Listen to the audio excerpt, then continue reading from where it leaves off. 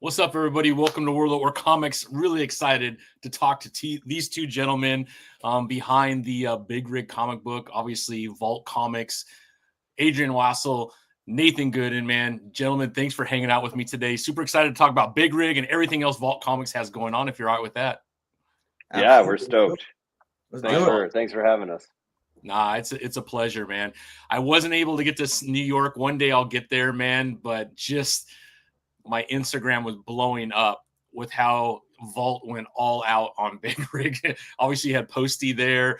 It must have been just bananas, man, being in that environment with that crowd. It was insane to look at just on Instagram. Walk us through, like, was that always the plan at New York where you're going to go that big? And was it as big as you were hoping? Yeah, that was always the plan. The plan was to go huge and to have Posty there. It's Post, but he's such a huge star that we actually couldn't do like the normal announcement. We had to wait. And so it was a lot of people getting like mad, like a little bit irritated, like, when are you gonna announce? Like, when can we announce? We have to and everyone being like, trust me, as soon as we announce that he's there, that room's gonna get filled. It was incredible. I think it exceeded expectations. There was this moment though, I know Nate will know what I'm talking about, where it kind of felt like the air like got sucked out of the room. It was like right before he walked in. It was like everyone somehow knew that now was the time that he was going to arrive. And it was like the bodies around our booth quadrupled in 10 minutes. It was wild. It was like the tables are going to snap. There was just so many bodies pressing in. It was like the scene from a zombie movie where everyone was like pressing in. It was really fun. I had a great time. I can't speak for Nate, but I thought it was just one of the most fun, if not the most fun cons I've ever gotten to be a part of. Yeah, it was definitely my most fun con ever. Way exceeded what I expected. I'm kind of, I'm the artist, so I'm kind of like in the dungeon grinding away while everyone else is doing. Like, I trust them to do all the media stuff and the show prep and everything. I'm just like, I got pages to finish, so I knew what the plan was, but I didn't like.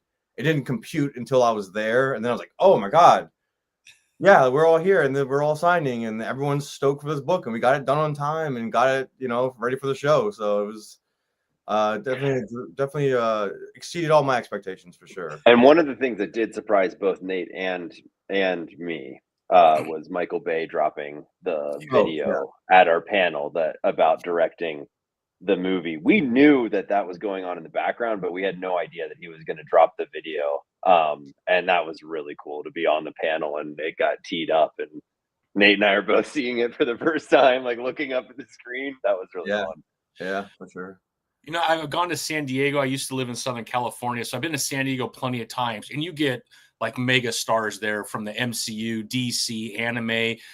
Posty is like on this other kind of level of stardom, which is really hard to comprehend unless I guess you're sitting at a booth at a Comic-Con and realize that he crosses so many cultural barriers across the globe that you don't even have to be, obviously, from a comic book fan, that's one thing, but the fandom that he's been able to create and now cross genres within music, from hip hop to pop to now country, like he touches everything. I can't even imagine what that room would have looked like as the walls were closing in on you. I mean, maybe like two big rigs going head on and like an issue 4, something like that.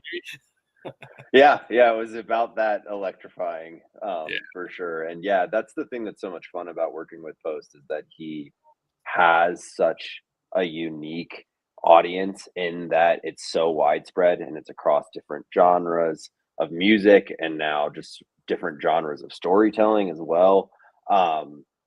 And he's such a genuine guy, and his fans know it, and that makes, I think, being for me and for Nate, being a part of it really, really fun and endearing, because the fans are so genuine and he's so genuine with them, and everybody was truly excited for this book. There's always like a little bit of naysaying that's going to go on with any kind of megastar of that status doing something new, but Post has just done it so many times in his career that the people that love him and trust that he puts his all into everything new, like, Doesn't matter if he's writing a comic book about a giant rig and fighting demons. He's going to put everything he has into it. 100%. I have 4 kids. They're all adults. My daughter lived in Utah, so we stayed with her for a few months because we had a grandchild and we wanted to be close to our grandchild. And a lot of people already know, right? He spends time in Texas. He spends a lot of time in Utah, and he has his own like Cane's, Post Malone Cane's restaurant.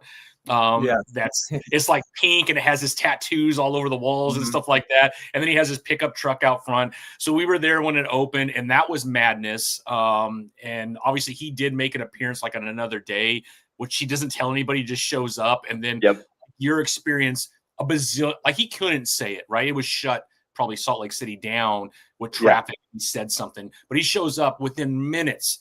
1,000 people in this little tiny parking lot just to get a glimpse of him or maybe see him for a second. It was crazy, man.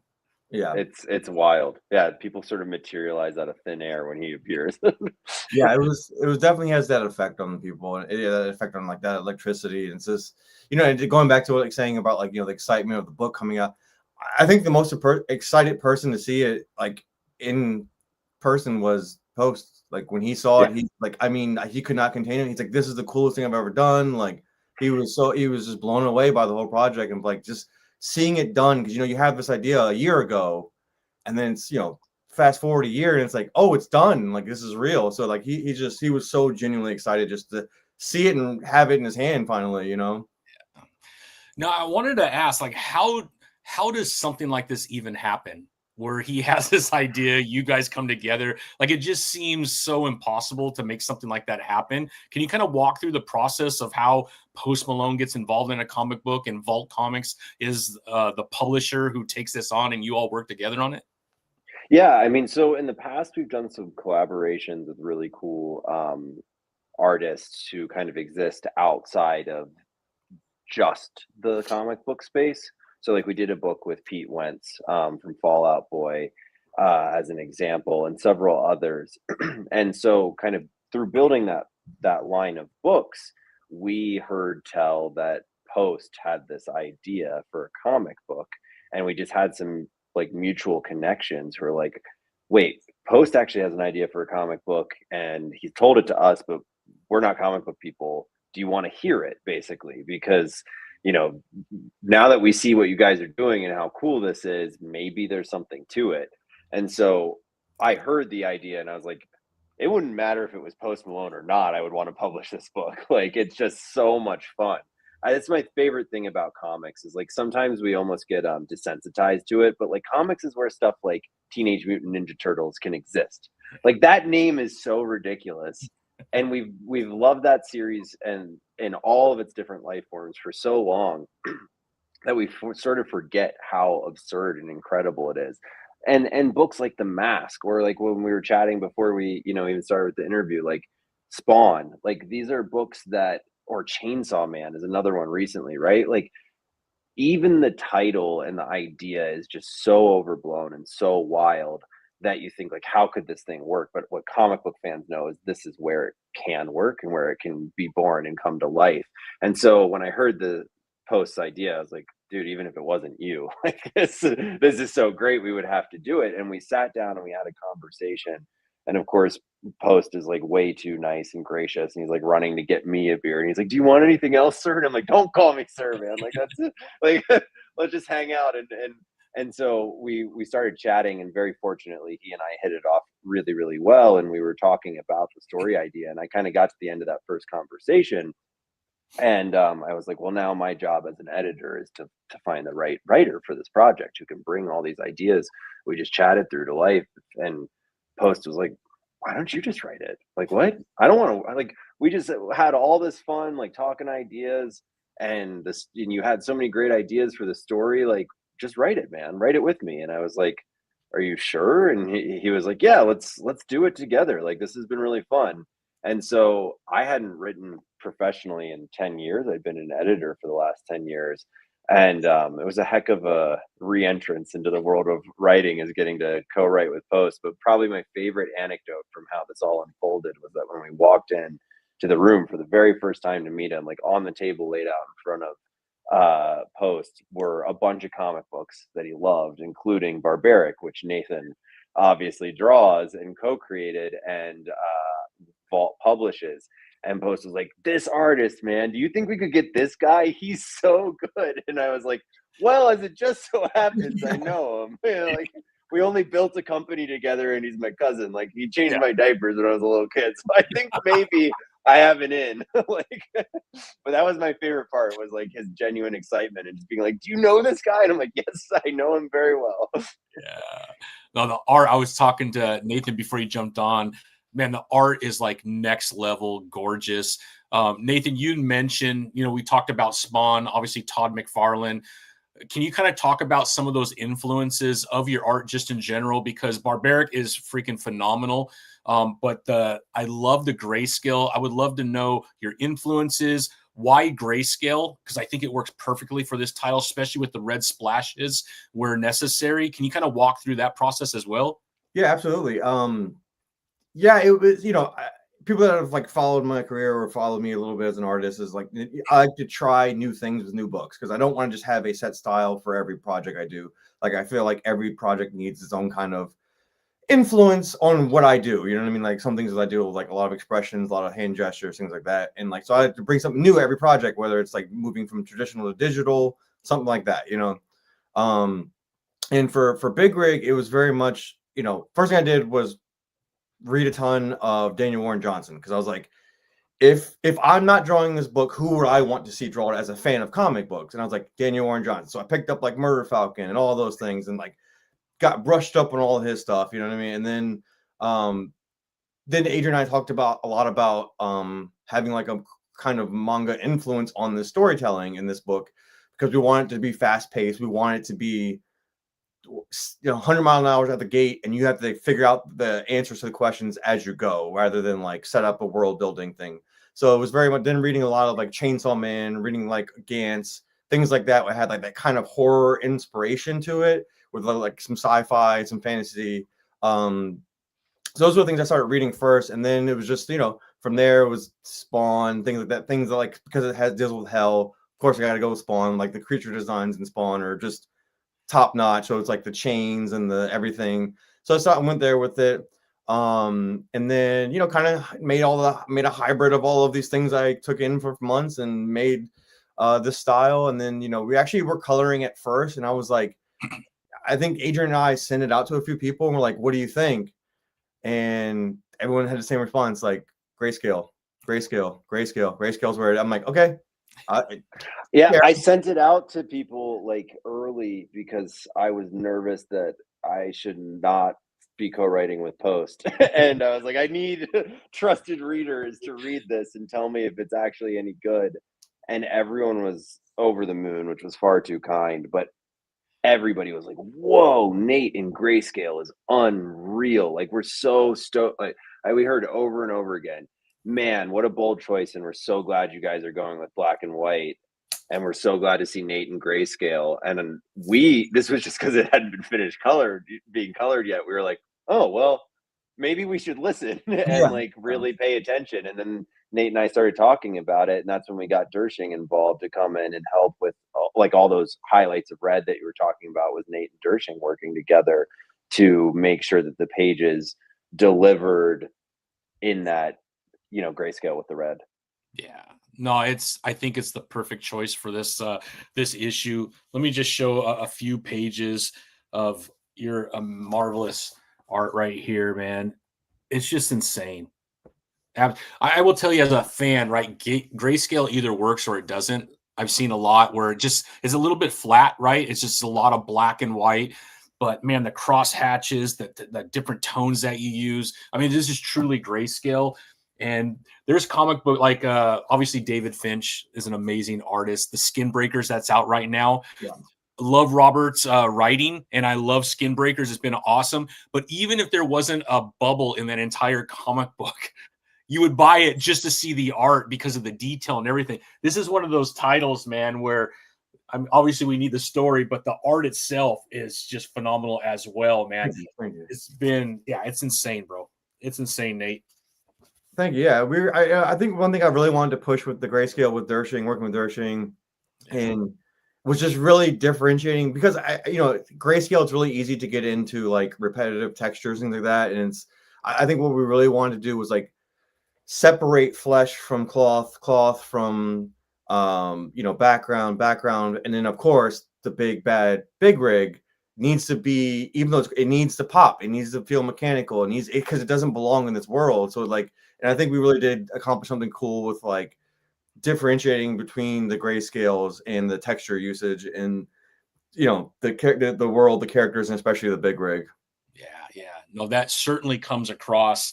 And I will tell you, man, the first 4 issues have been awesome. There was rumors that it was going to be maybe a 4-issue arc, but the way issue 4 ends, that's obviously you could read that there's more. But like, was the support around it, is that what's extending the story, or was it always going to be ongoing? And there's a lot of stuff on. Just to tell everybody, we had sort of 2 endings in mind.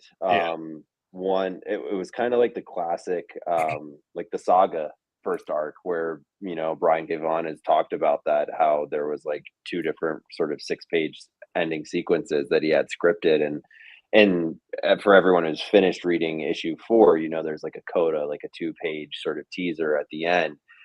We had a variation where like the last 4 pages of the script were different, and then the coda at the end was 2 pages, like really tying things up as best we could. But the hope always was that we were going to keep going, because if you read to the end and you've seen the teaser, there's a lot more coming in this world.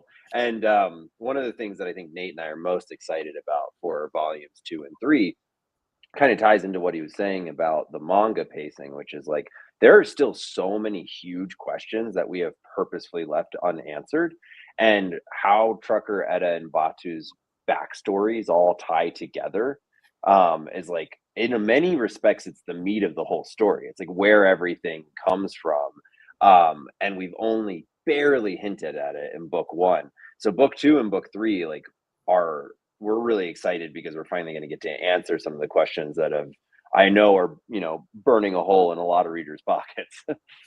I mean, I don't want to spoil too much. If you haven't read it, you need, obviously you have the graphic novel that's out now, the hardbound. You could still find, you could still find issues in the wild. I will tell you, issue 1 and 2 are a little bit hard to find, so make sure that you get to a store. But you can find issue 3 and 4 just came out. But man, absolutely phenomenal. We were talking about pacing also, Nate and I, and with the manga becoming so popular in the US over the last 20 years, the issue size on these is 40-45 pages, somewhere around there. There's a lot of meat in every issue that you're getting, which is, I think, necessary, because Adrian, you mentioned the pacing is fast. Like, it's quick, man. Like, shit's happening really quick, nonstop. Very quickly. It's awesome, man. So if you want something super exciting that's just gonna, like, almost feels like a truck's gonna come off the page, this is the title definitely for you. And in the last 3 and 4 issues, there's a lot more to everything that's going on as far as trucks go, which and truckers and all that other stuff. I think you're going to have a lot of fun with this. I have a bunch of questions too that it sounds like volume 2 and 3 are going to be answered. But this world is big, and we're just scratching the surface. And it sounds like we might be bouncing around a little bit on the timeline as well, if I'm not mistaken, because we see a few things happening in issue 4 that kind of speak to that. Yeah. There's definitely going to be stories from the past becoming really important and relevant to the contemporary main story in volumes 2 and 3. All 3 of our main characters have sort of sins of their past, mistakes they've made that will I have to figure out how to say this without spoiling anything. Yeah, be careful. They sort of bounce off of each other. Their lives have come very close to connecting before. And so that's going to be a really cool part of how books 2 and 3 unfold. And yes, to not beat around the bush too much, there will be more rigs. So you'll definitely get to see. Yeah, you'll definitely get to see some other rigs, which is really cool.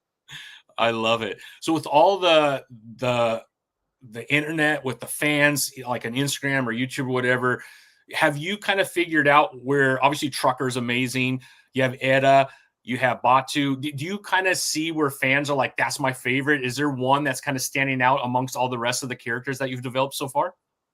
I have an answer. I wonder if it's the same as Nate's. What's your, how about this? What is your favorite so far, Nate, to draw? My favorite creature to draw, I mean, my favorite person to draw so far is Edda, because she's so animated, and she in a very fast, serious story, she is the comic relief. She is the tension. She is the, you know, the straw that drinks, you know, that she's everything to this world, and it's like she is the thing that's going to make all of this come together. And so, like, I just love the fact that there's just, of all this craziness, there's this teenage girl who just wants to be a teenage girl and is kind of rebellious and kind of funny and kind of gross in some ways. You know what I mean? Like, and so I think Edda's definitely my favorite to draw, just because she's so animated. And I love drawing like very over the top expressions and very like, because like Chucker's so, you know, he's stone faced. He's so not, you know what I mean? Like, he's so one character though. the whole way. Yeah, exactly. So it's like Edda's my favorite for sure. I think for who the favorite is. Oh, sorry. Go ahead, Adrian. Yeah, I think fans love Lucifer, Lucy the most for obvious reasons. But the number of times I've had people be like, on Instagram comments, be like, "Oh man, I'm gonna have a problem now." Like, I hadn't been fantasizing about a devil with 4 arms before, but now I am. So I think that's been everybody's favorite. Like, the devil is Lucy is very hot and has 4 arms. Understatement. And artists love to draw her because she's a ton of fun to draw, and it's such a cool character design that Nate created. And so that also fed it, because then we had other artists coming in like Peach Momoko, right? Like, it was like, oh, I want to draw Lucy, and so draws her on like every cover, and so then the fans get even more excited. And so I think the fans have all congregated around her, which actually is one of the only things where, like, Nate and I were talking and we were like, we have to shift our plans a little bit with Lucy's character. It was one of the only things where we were like responding to the fans. We were like, she's got to stick around a little bit longer than maybe we had at first imagined, because she just did. She's a fan favorite. I think you bring up a really good point, and I love that. Obviously, you two have a closeness that most writers and artists don't have, but the back and forth between writer and artist always intrigues me. And as a writer, you lay out the storyline, the artist gets it, and the panels start, all like that whole process takes place. How often when Nate does something and you get it back, does that adjust a little bit? Maybe I don't know, pacing, but even maybe what you might say or do during that couple pages, just because something comes back, you're like, holy crap, that looks amazing. Maybe we should go in a little bit different direction because of that panel or whatever. Oh yeah, absolutely. Nonstop. I mean, that is just the constant source of joy in creating this comic, is that, like, Post and I were both endlessly blown away by Nate's art, and character designs would come in, and that would suddenly you hear the character's voice even more clearly because you can see them. You know, characters that you immediately fall in love with and you're going to hate to get rid of, or, you know, figure out a way to keep around, even if you didn't intend to at first, because, you know, you, Nate, just like made magic and turned them into something that you can't help but love. That process is constant. And Nate and I, I think we like live in that moment. That's where we do our best work. Like, I rewrite dialogue entirely based on like an expression change that Nate will make. Like, he has the whole conversation. Like, I hand you the script with the dialogue, but there's like a great scene where Edda and Batu are arguing and Nate was pacing it out. And it's after a really tense moment where one of the characters gets very severely injured, and you actually aren't even quite sure what's happened as a reader, and you're sort of playing catch up. And then they finally talk again, and there's a confrontation, and Nate pasted out where there's this whole additional panel of them sort of locking eyes, and like messaged me and was like, you need to add, you know, like 2 more beats here, because I really want to put this panel in. It's important emotionally. And so then I go back and rewrite the whole conversation to make space for two more things that these characters are going to say to each other in this tense moment. And so even in like moments of conversation that happens, but um I feel like, and Nate, maybe you chime in, tell me if I'm wrong here. I actually feel like the place where, like, in many respects, the least amount of changing happened is in the action sequences. Those feel like you and I were just sort of like you and me and Post are kind of in lockstep with how the fight sequences went. Yeah, definitely. The fight sequences were. I think there was one instance where I was like, "Can I have 2 more pages to draw more cool stuff?" You know, Yeah, I think right, that was yeah. it. I think that was it. I was like, "I want to draw more cool stuff. Can I have 2 more pages?"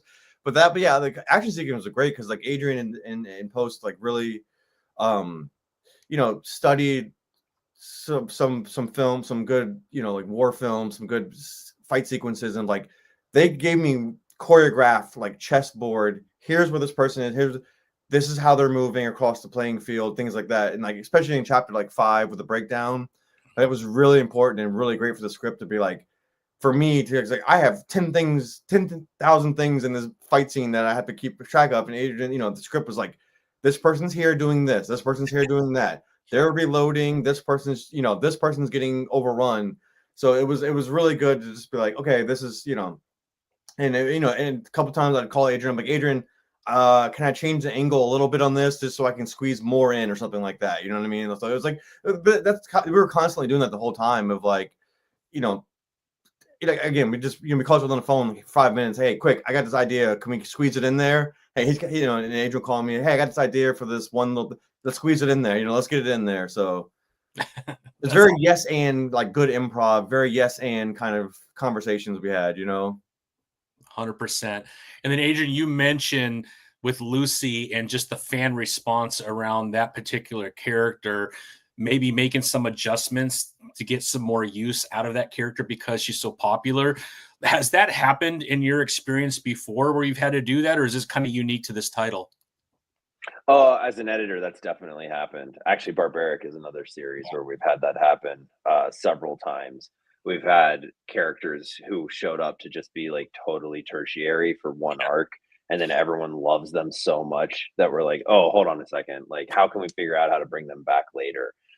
Even if they don't stay for the next arc, we have plans to make sure they return so people get to see them again. And we create like running jokes with characters. And so, yeah, I would say it's unique for me to have to tackle it as a writer, but from an editorial perspective, I've definitely seen that happen before. And I think the best creators respond to it. Like they are paying attention.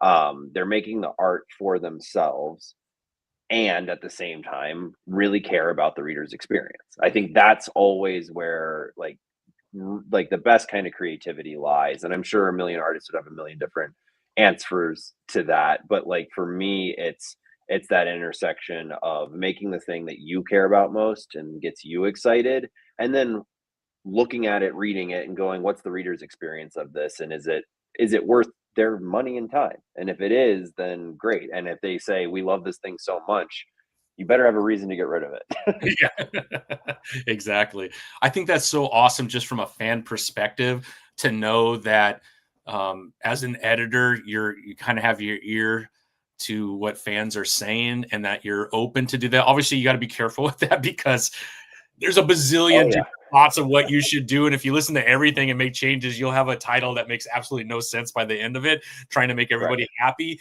But, obviously being in the business as long as you both have, that balance of like, actually that kind of makes sense. And there is a way for us to extend or to add or whatever.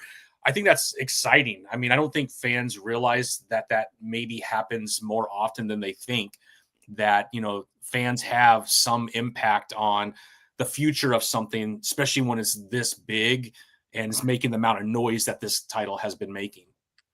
And it's ongoing. That's the thing about ongoing storytelling is like it's its whole own beast. Every different medium and every different format has its strengths and weaknesses. And one of the strengths of ongoing storytelling is that you do have an opportunity to respond and to go like, I loved this thing and I put it in the book and we had no idea how people were going to respond to it, but turns out they love it too. So why don't we make all of our wildest dreams come true and keep it around?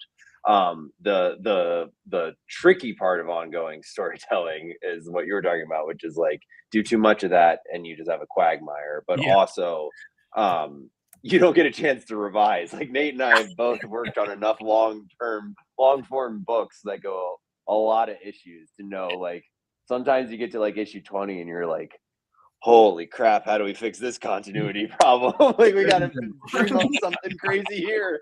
Like,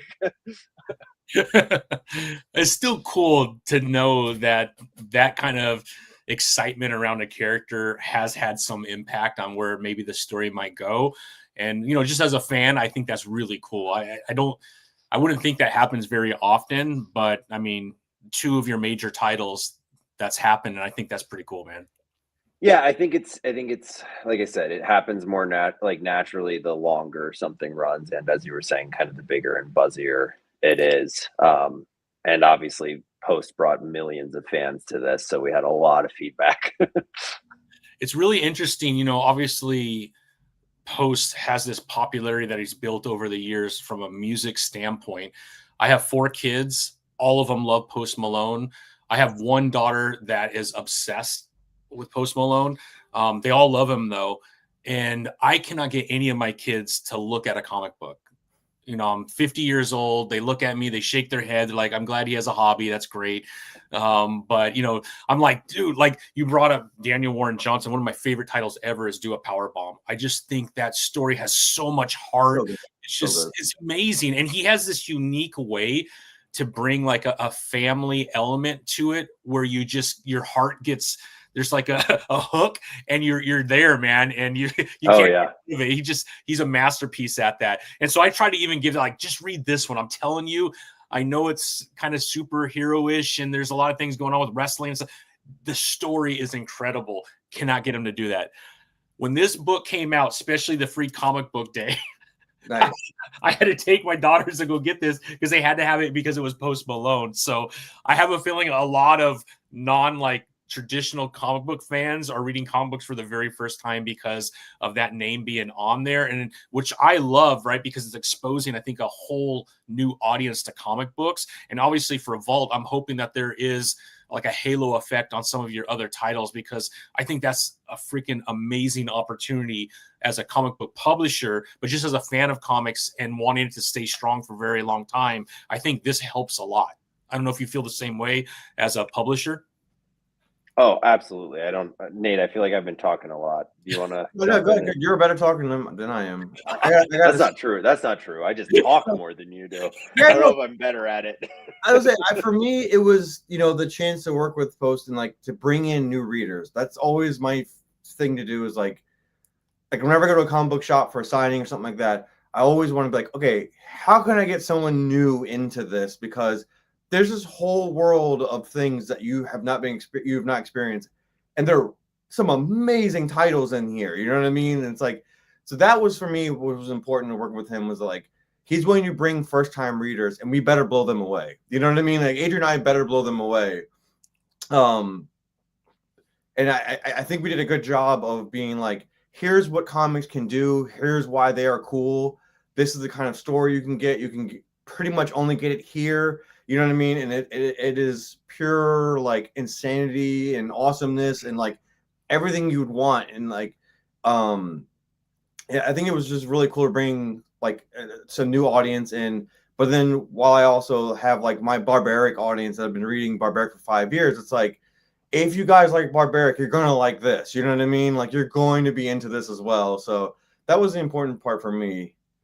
Yeah, I completely agree with Nate. It was chance of a lifetime, and I'm just so excited and proud that it feels like we executed well, because we did get tens of thousands of people who've never read comics before to read comics for the first time. I can't even tell you how many times Nate and I have heard in person from people, I've never read a comic before. I love this. Do you have any? What else should I read? What else can I buy? What else can I read? For me, the first thing immediately is I just pick up the whole stack of barbaric, and I'm like, read this. You know, it's like the same artist. If you already love Nate's art, here you go. Here's what's next. And sure enough, you know, so many of them I've then heard from, wow, I love that too. And that's like the most thrilling thing possible as a fan, as an editor, as a writer, as a publisher. It doesn't matter what hat you put on, being able to bring new people into the medium you've loved your entire life. And that so constantly has like we just hear the negative spiral and way too much comic book, you know, sort of press about like, oh, comics is hurting, or oh, there aren't new readers coming in over and over and over again. And it's not true. And you can reach new fans, and this project reached new fans. And I'm not saying that it isn't tough. It is. But this project broke through that barrier, brought in tens of thousands of new readers into comic book stores, and that, you know, that's thrilling. Like, you can't beat that like Nate and I both felt like we'd been like chomped down on a live wire. We were so electrified after New York Comic Con because we just heard so many people be like, I love this now. I had no idea this whole world existed. I came for post, and now like this, I can't wait to come back to New York Comic Con. Yeah, in New York, I had one of those, you know, cases where the guy was like, I haven't read a comic in 25 years, but I'm a big Post Malone fan, so I came, you know what I mean, to get this thing autographed. And like at the end of the show, he goes by and he's like, I read it, I loved it. I think I'm into comic books again. And he's like, you know, what else? And I told him, like, dude, like, you know, grab some Vault stuff. And I'm like, you know, go read some Daniel Warren Johnson. Go read Do a Power Bomb. You know, things. I'm like, you're going to fall back in love with the medium again. You know what I mean? So yeah, 100%. I think a lot of people who have been out of it for, you know, 10, 20 years, the first thing they think is superhero. And me personally, I'm a big superhero fan. So I love all the superhero stuff. But that if your superhero is not your thing, man, like titles like this, titles like Do a Power Bomb, like there's so many other titles outside of superhero genre that I still think people don't realize exist. But man, there's something for everybody within comic books, and for you to create something like this that helps bring people back, I think we just need more of that. I do think that the negativity has gone a little too crazy. It's clickbait, and it certainly makes a lot of noise. But man, comics, I feel, especially on the indie side, it's hitting all heights right now. There's just so much in the indie side of the business, with all these amazing publishers that are pushing out some incredible stuff. A lot of nostalgia stuff from like the 70s, 80s are coming back again. Like it's a really good time to jump into indies right now because the storylines are absolutely incredible, and you're able to do things in indie that like the big two are limited to because of the characters. And that's not a negative. It's just the reality of it, right? You can't do this kind of a story in Batman. It's just not going to work, right? So there's this awesome opportunity to jump in right now with titles like this and Barbaric and some of the other titles that you have. I feel like the timing could not be better for comics right now in indie. I agree completely. I feel like it's an indie renaissance right now, which is it's really, really fun to be a part of and to help, you know, be bringing in those new readers and, you know, using something like Big Rig to then, as you know, Nate was talking about, we're all talking about, like, expose them to other stuff and point them to other books that we know they're going to love. And, you know, we've talked about like the manga pacing of Big Rig. Part of why manga was so much in the DNA of this is that we knew that Post's audience is also international, and he has a huge fandom that isn't just in the US. And like Chainsaw Man is selling in how many different languages, right? How many different people are reading that book? And it's a wild story. It takes a whole volume before you even kind of start to fit things together and figure out like what really is happening in this world, and like what the demons really even are. And so we took a lot of inspiration from that, and we tried to be really purposeful in the pacing of Big Rig, where we created a lot of momentum. And so by the time you get to like chapters 5, 6, and 7, and we throw a couple curveballs and a character gets really hurt, and then we jump forward in time, and then we catch people back up with a little flashback. It was sort of like it was a little bit of like a comics 101, Nate, where Nate and I were like, we have to earn doing stuff like this, because we know we're bringing in a lot of people who haven't read a comic in a minute, and we want to make sure that we're offering them pacing they're used to if they're only reading Chainsaw Man right now. Like maybe they haven't read a superhero story in a minute.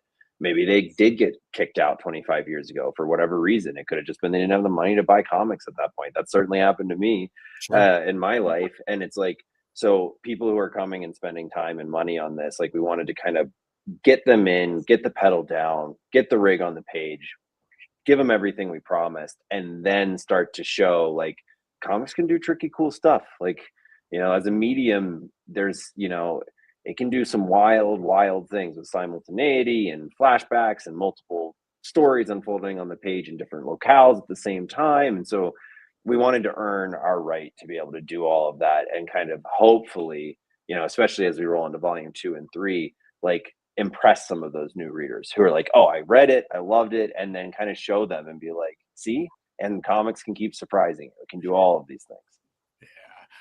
Yeah. So DC Comics about a year and a half ago started taking some of the most popular arcs in a lot of different titles, and they put them in these compact DC compact, which if you like, we don't get sales like we used to get in comic books, like the top 200. You can see that every single week and whatnot. But what we do get is graphic novel top 10 every single week. A lot of that's being driven from like the Barnes and Nobles of the world and whatnot.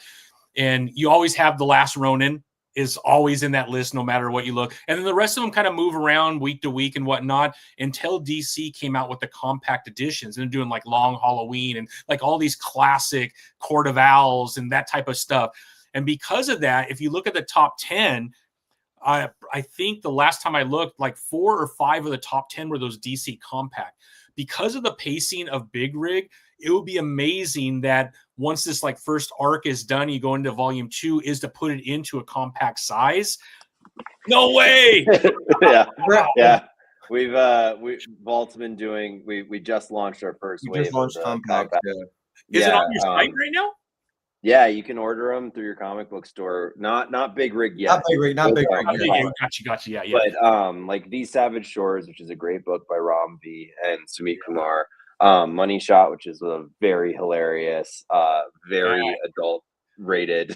Tim Seeley, baby. Tim Seeley. And Patton Oswalt's actually been writing in the newest arc as well. So we've been doing these compact editions, and we just launched them, and we have plans for sure to do them with Big Rig, as well as many other Vault titles, for precisely what you're talking about, which is that they're selling really well. You know, they're at a really cheap price point for readers, which is great.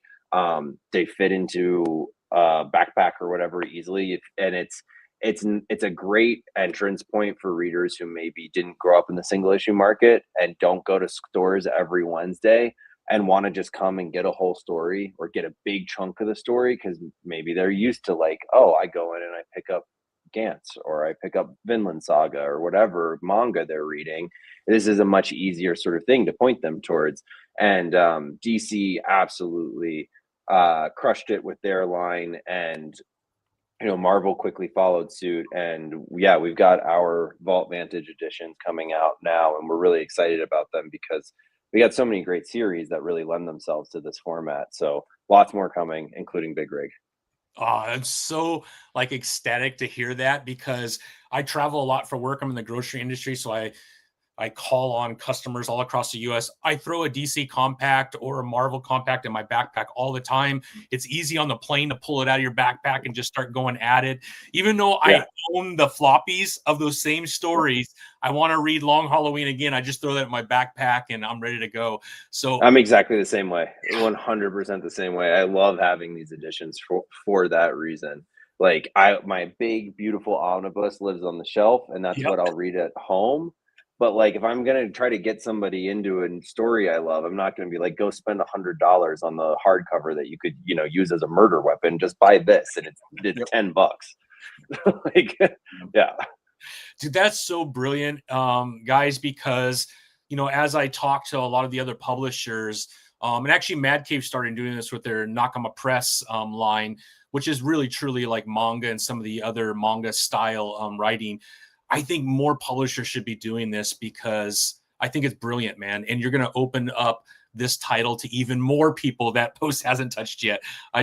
It's so That's cool. the plan. Dude, that is awesome, bro. I'm so happy for you guys over at Vault. I think that is brilliant that you're doing that. You're probably one of the first to take some of your current titles and do that aren't traditionally manga, but belong in that same compact size so that people could get exposed to some of those stories, man. That's dope. That is pretty cool, man. Well, thank you. I have to take a moment to give a huge shout out to Tim Daniel, who did all of the design across the entire line of these Vault Vantages and really was like the person who took it from my idea to reality on our team. And obviously it was a joint effort. Like Ricky Midnight on our team did an incredible job making sure that all the art actually fits, you know, and that we're not cutting off important pieces for the storytelling. But yeah, Tim just designed the hell out of these and really made sure that they look beautiful, like even sitting next to each other, you know, spine out on a shelf. And so hearing that you're excited about it is music to our ears, because it's a new initiative, and we're hoping to get that kind of response. That's awesome, man. Well, when are we getting Barbaric in compact? Soon, very soon. I could actually pull up the schedule. I don't remember off the top of my head because I have like too many dates swirling around in my brain, but we were just doing the design on books 1 and 2 of the compact. That's gonna be amazing. Yeah. We were it's coming before we hit record or live, how big of like Conan has had a huge impact on all of our love for especially sword and sorcery and fantasy and all that stuff. And, you know, Barbaric is like right down that line. So you can't be a Conan fan and not a Barbaric fan. I'm sorry. It can't happen. You have to absolutely love that title as well. And of course, Nate, your art is just insane. Obviously, Conan, brilliant artist over the last 35, 40 years on that. But what you're doing with Barbaric is just, the art is insane. If you don't believe me, pick up Big Rig right now. You'll get a kind of a taste of his style, although this is much different than Barbaric with the colors and everything. But yeah, you guys are running on all cylinders, man. Congratulations. This is phenomenal with Vault, man. I couldn't be happier. Thank you. Really, really appreciate it. Yeah. No, I want to be super respectful of the time. Can you kind of lay out as far as like maybe the first quarter of cons, if you're doing any in the first quarter, and where fans can maybe meet both of you, maybe get a signed copy of their Big Rig floppy, that type of thing? Well, Nate and I are in totally different parts of the world, so I don't know where we're both going to be at the start of next year. I do know that if anyone wants to for sure be at a show where we will both be attending, it's New York next year, which is fall. It's going to be in October, like it always is. Start of this 2026 coming up, I don't actually know what cons I'll be at yet. Nate and I kind of go wherever we're told with the conventions. I know. So I recently moved from coast to coast, so my schedule's up in the air. But I do plan on hitting mid East Coast shows this year, like Philly, Jersey, Maryland. You know, probably down in the Carolinas, kind of thing. So some of those I'm going to be attending some of those. I love it. Well, I'm hoping to be at San Diego. We're already making plans. So usually Vault is there. So I hope that you're there, Adrian. And if you're not there, Nate, I hope to get to the East Coast in one of those cons to be able to see you there as well. I'm going to put the link for Vault Comics. Go check it out. Make sure you go to your local comic book store. I'll also put the codes so that you could order all the issues of Big Rig. 4 issues so far, 5 if you count the comic book day exclusive, which you want to have in your collection. It really kind of highlights and gets you kind of excited for what's about to happen, and then you jump into the 4 issues. Again, balls to the walls action, super fast pace. You're going to love it. It's brilliant, and I could not be happier to get an opportunity to talk to you both about it. I hope that we could do this again, because you have a lot of other titles that we would love to highlight outside of Big Rig and Barbaric. There's a lot for you to whet your appetite with over at the site. You can check it out. I'll put that down below to make it really easy for you.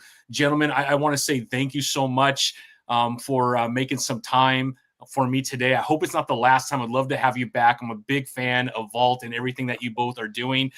So I'd love to come back and we could talk about some of the other titles as well. You have some amazing creators that you're probably already reading if you're not reading Vault, that come over to Vault and check out that indie side of some of these creators. There's some amazing things happening in the indie world. So if you're not familiar, I'll put the link below. Check it out. I think you're going to be blown away. And it sounds like if you are a manga fan and you do want to jump into comic books, but you want a fuller story in a compact form, it's already happening over at Vault, man. So you can check those out and pick those up and get a little bit more meat to the story as opposed to a floppy all at once. And I think you're going to be blown away by it. But gentlemen, if you could just hang out just for 1 second to the chat.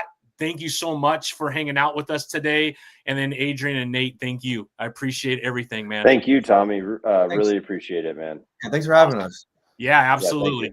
Just give me a second, guys. Thank you, everyone. I will make sure to share this. So if you didn't see it live, hopefully you're going to see it right now when it's recorded. All right, gentlemen, take it easy and have a good one.